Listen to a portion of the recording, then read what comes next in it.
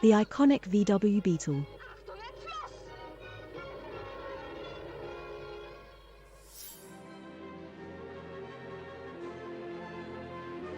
Affordable, beloved, popular, and yet discontinued.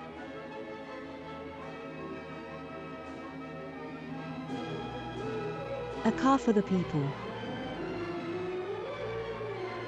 The VW Beetle. 1935 to 2003. How did this success story happen? He gives the Nazis the prototype, engineer Ferdinand Porsche. The German people's car is meant to be affordable for all. Hitler names it after the Nazi organization KDF, Strength Through Joy. It's meant to seat 4 and reach up to 100 kilometers per hour. The Reichsautobahn now stretches, uninterrupted, from the Baltic Sea to the Alps. Soon, German workers will be able to admire their comrades' work from their very own KDF cars, and find joy and relaxation in the beautiful German landscape. The Volkswagen and the Reichsautobahn. Two of the Nazis' main propaganda projects. The car that will become an icon is presented at the International Motor Show in Berlin, IAA. After the opening ceremony, the Führer, Adolf Hitler, visited the trade show. The first 3 days have drawn more than 100,000 visitors, a record for the IAA. Representatives from 32 countries are expected to attend.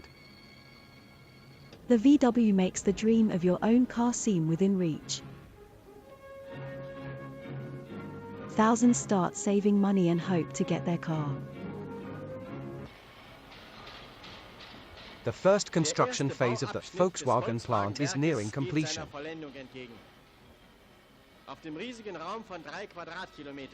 In just under 9 months, massive buildings have been erected across a huge space measuring 3 square kilometers. The large tool hall is 12 meters high, 256 meters across, and 144 meters wide.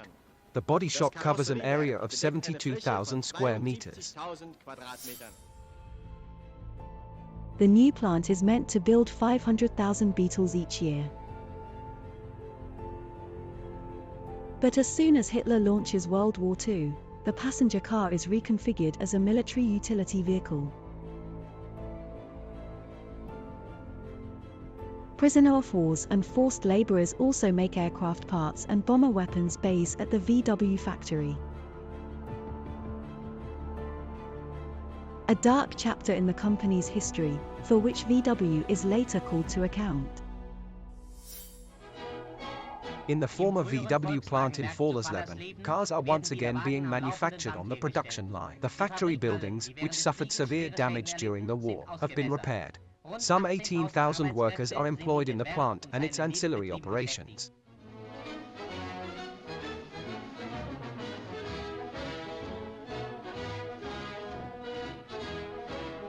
Orders and raw materials are insured for a long time.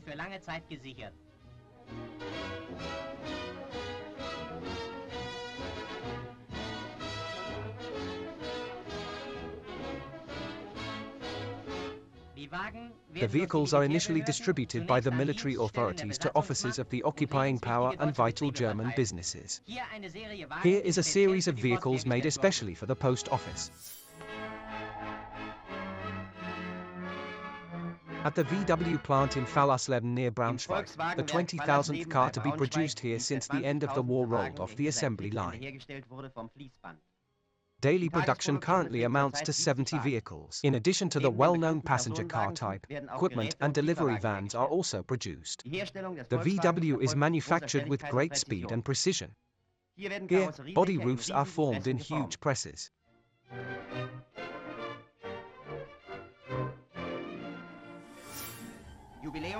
A milestone at the VW plant in Wolfsburg as the 50,000th VW in post-war production rolled off the assembly line. This milestone car was raffled off among the 9,000 plant employees.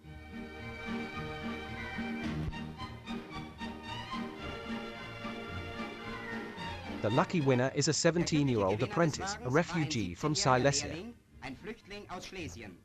In Wolfsburg, 40,000 Volkswagens are to be built this year, and at least 60,000 in 1950. Production at the VW plant has increased year by year since 1945. Almost 200 Volkswagens are produced on the assembly line each day. In 1950, the annual output is projected to be 70 to 80,000 cars. A new vehicle rolls off the assembly line every 2 minutes. 50,000 were produced in the last 10 months. To mark the completion of the 100,000th post-war car, the general director spoke at a company celebration about the reconstruction of the plant, and took this opportunity to thank the workforce for their cooperation. The milestone car was raffled off among the factory employees. The Beetle is finally a star. Germany's most popular car, the Volkswagen, being put through its paces. Here, a trial by fire.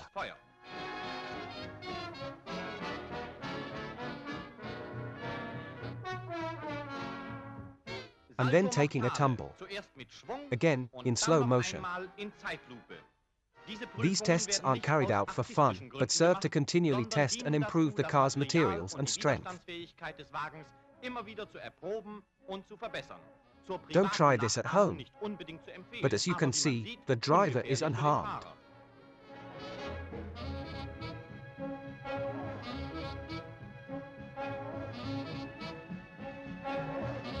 And even the car keeps going.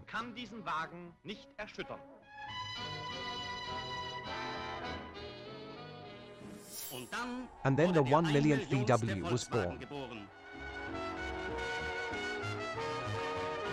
This singular achievement in the history of the European automotive industry was reason enough for the workers to be in a festive mood.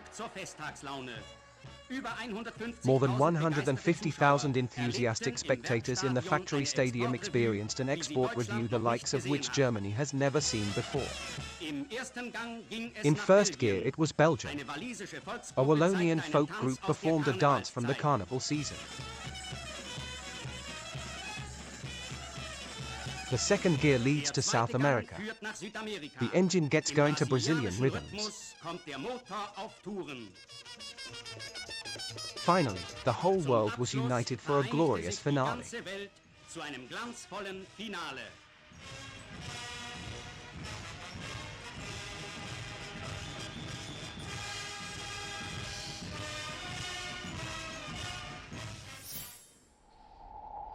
The largest automobile factory outside the USA. 37,000 workers and employees produce 3,800 cars each day at this Wolfsburg plant.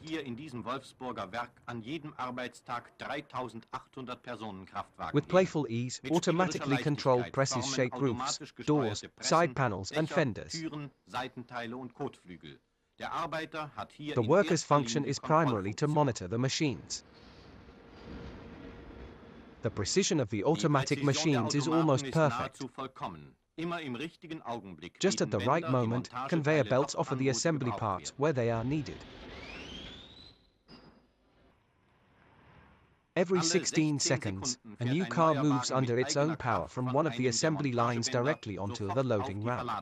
20 freight trains, each carrying almost 200 cars in a wide variety of colors, leave the plant every day.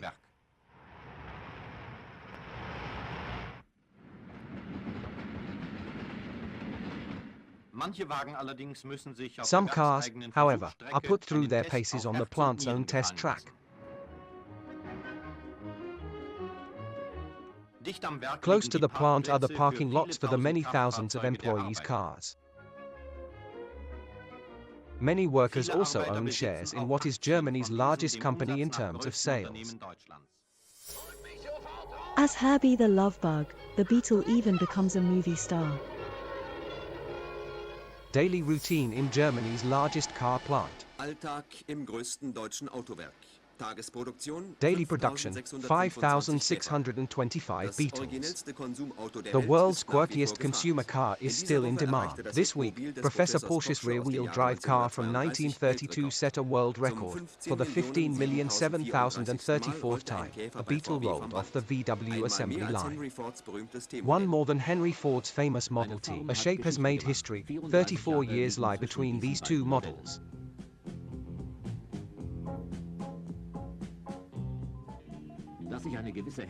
That a certain kind of ugliness could sell so well for almost 40 years is nothing less than a phenomenon. The only obvious change is the rear window, which has increased in size over the decades.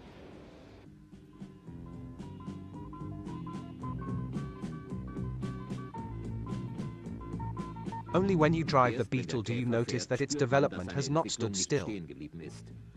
The technical improvements include energy-absorbing steering.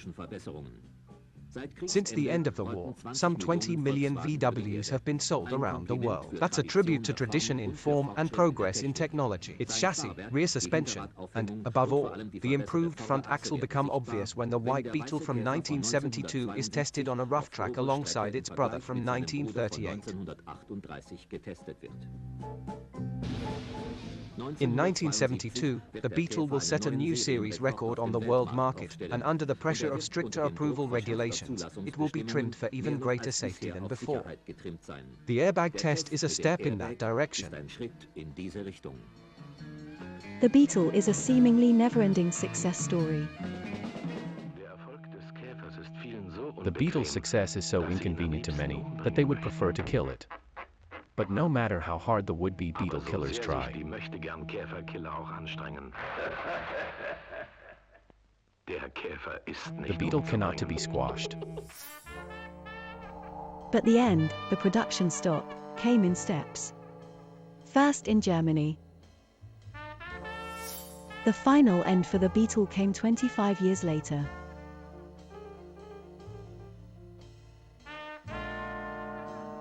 Fuel consumption too high, exhaust emissions no longer up to date.